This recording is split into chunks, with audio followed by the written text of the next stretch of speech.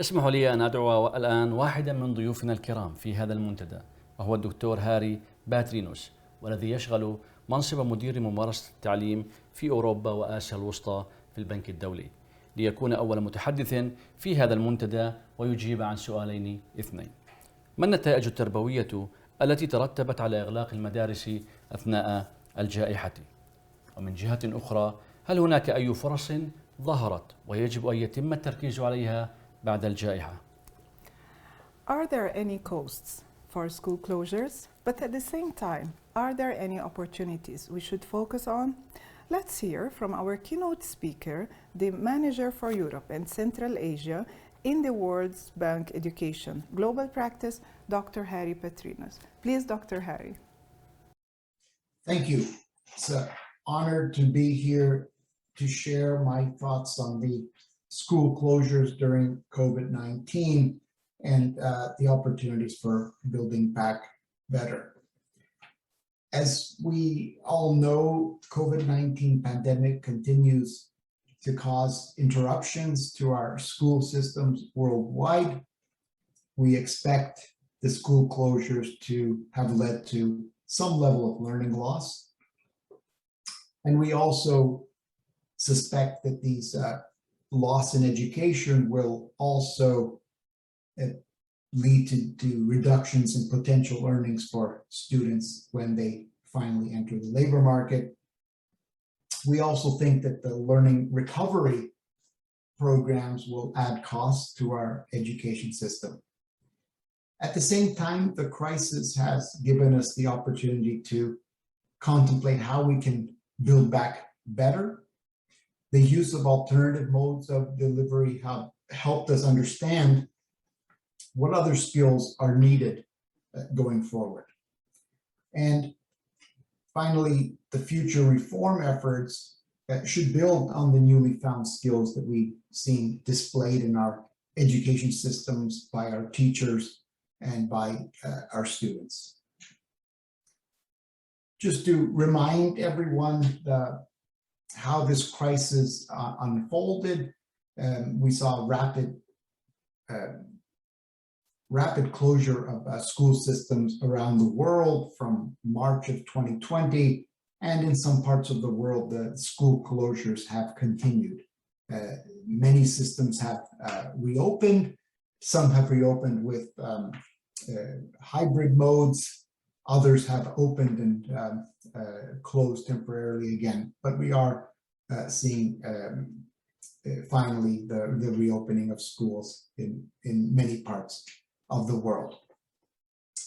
We do expect that the learning loss will occur simply because any reduction in learning time should also be lead to some level of learning loss. And how long schools are closed will affect, of course, the level of learning loss, at least in the cognitive skills that people are expected to learn during typical schooling.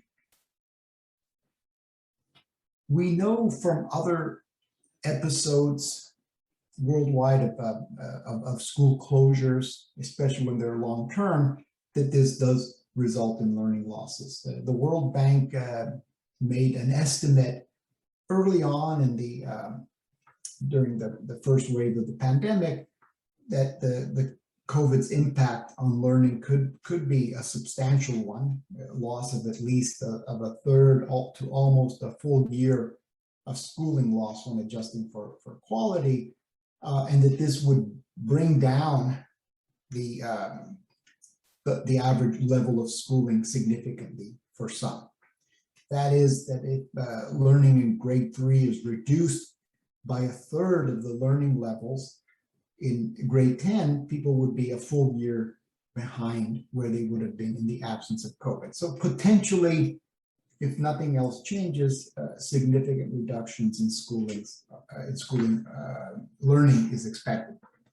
And we know from past pandemics and conflicts that these do have an impact on learning and earnings. We know that the 1918 influenza pandemic led to a reduction in wages of 5 to 9%. We know that school disruptions, whether due to conflicts or teacher strikes, have also been associated with future earnings losses of those students, significant amounts of losses.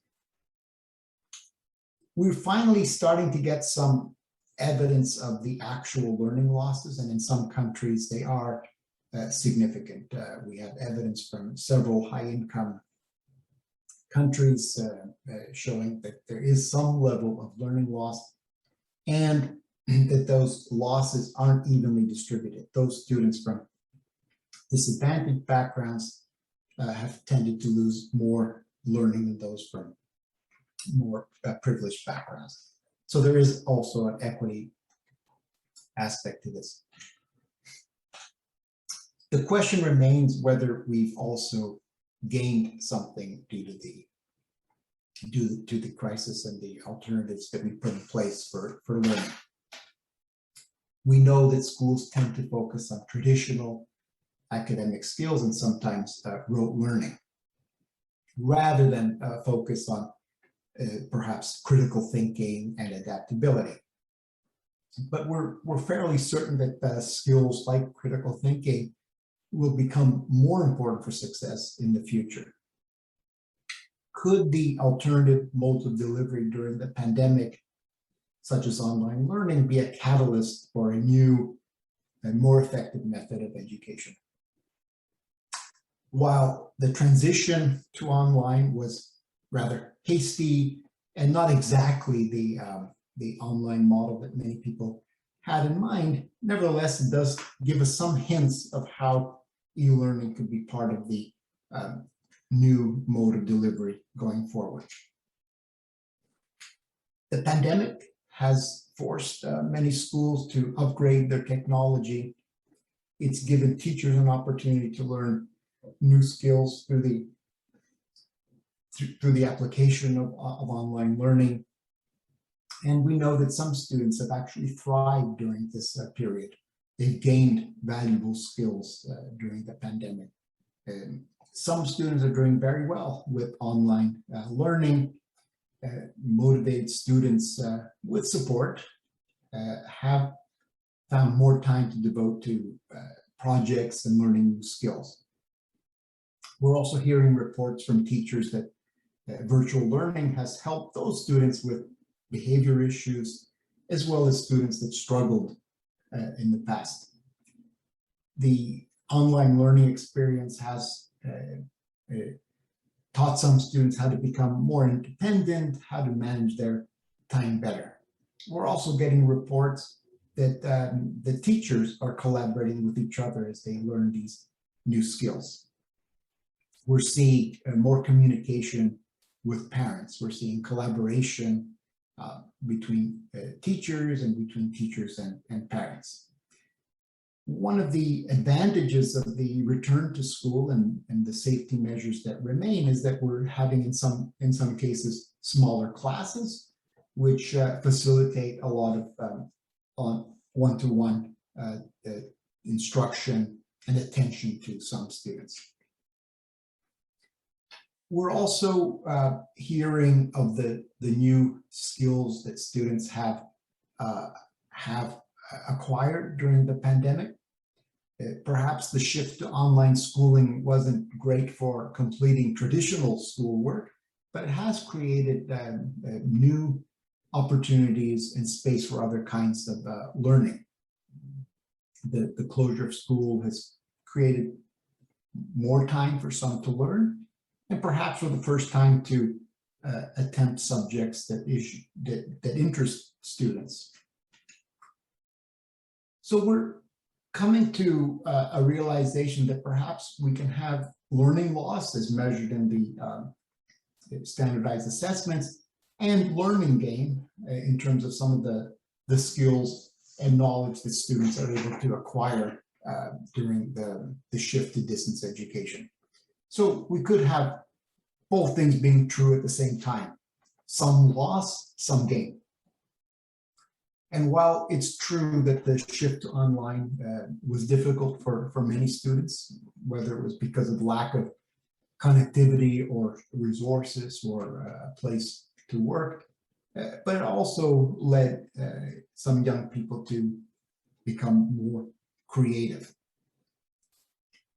We are concerned with the reduction in test scores that we're seeing in several high-income, high-performing countries, but we're also recognizing the opportunities for student learning and innovation that's come about because of the shift.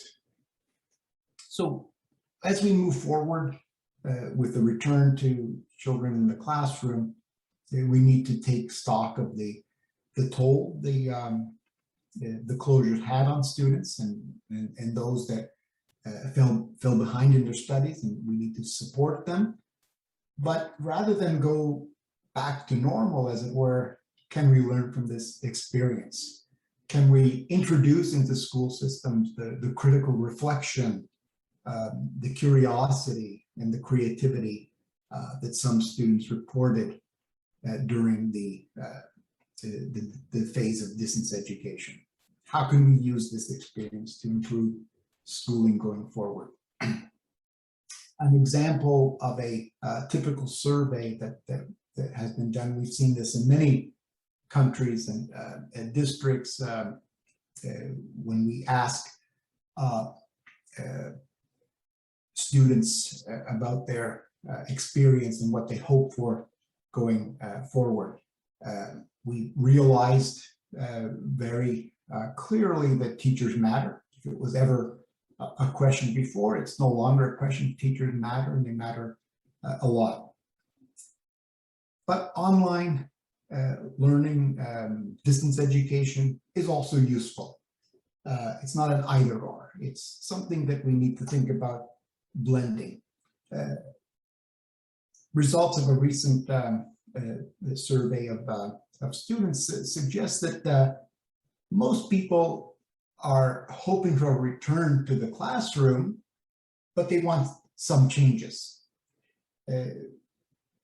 Not everyone wants to go back to where it was. They do want to see some of the experiences that were gained during the pandemic to be reflected in the new school system.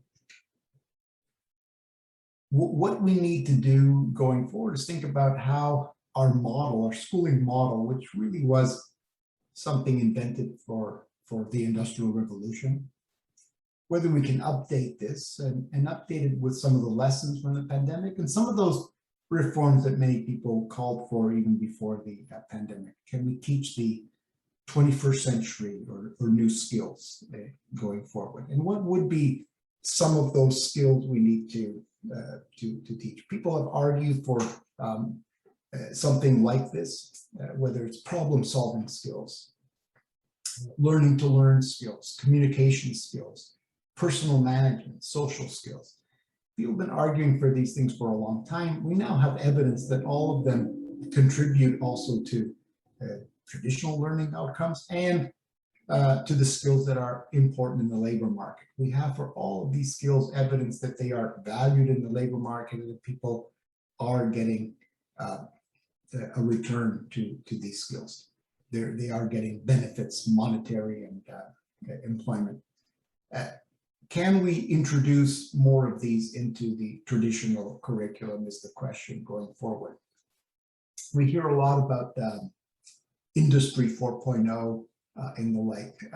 Where are we on education? Right? Are we close to 4.0? Are we getting there? Many school systems around the world are still the traditional schoolhouse with the teacher at the front of the classroom and students organized neatly in rows. Maybe that's education 1.0. But we are moving closer to a model that's more collaborative with some use of technology and the teacher becoming a facilitator. Maybe that's education 2.0. But we're a long way from a connected, personalized, open access system, and even further away from a lifelong learning system driven by autonomy and purpose. The question is, can we move rapidly as a result of this pandemic and our building back better efforts that are underway in all countries to drive further reform towards a system that is more connected, more personalized, more open. Our response to the crisis has to include several elements. I would argue that these are first and foremost to mitigate the learning loss. That we've done to some extent in all countries by putting in place the distance education, but still some students have fallen behind. And then the second response is a learning recovery program that recognizes those losses and attempts to address them going forward. Third element would be to use the lessons learned, whether it's the appropriate use of technology, the alternative modes of delivery that were used in different countries, the new skills that students and teachers report they have gained. And to put all this together into a new system that recognizes the importance of teachers, but also the importance of technology and alternative modes of delivery, and that recognizes some of these new skills that students have to some extent gained during the crisis, but also that we think are important for society going forward. In our learning loss recovery programs, we do need to look at certain aspects of this. It will be expensive, so we do need to protect the education budget going forward. Not enough countries have increased their budgets to take into account the need to address learning loss. We also need to prepare for future shocks, whether that means having safer school environments, having technology that's ready to be used if schools do need to close temporarily. But also the experience has taught us the importance of one-to-one or high dosage tutoring. So addressing the needs of those falling behind and giving them extra instruction. This has worked to mitigate significantly the learning loss in Italy and Spain. And they, by using technology to produce the tutoring experience, this has also lowered the cost significantly of such programs. We also need to use these lessons from the crisis to build a virtual education system that can complement the traditional schools and also enhance the learning environment. We also need to think about the curricula that we're using and whether it's flexible enough that it could be taught in person or online, preferably in a blended mode. And an important lesson of the crisis has been the need to support teachers with additional resources as they navigate the online learning environment and to build the skills so they can take advantage of ed tech as schools return to more of a normal operation. In the new system that we need to build, in-person instruction can't be ignored. We've learned this lesson quite well. We've also learned that blended learning can be beneficial and sustain a system. Also, the new skills that students are gaining as a result of the crisis need to be built into the system so that we are teaching for 21st century needs and 21st century economic opportunities going forward. Thank you.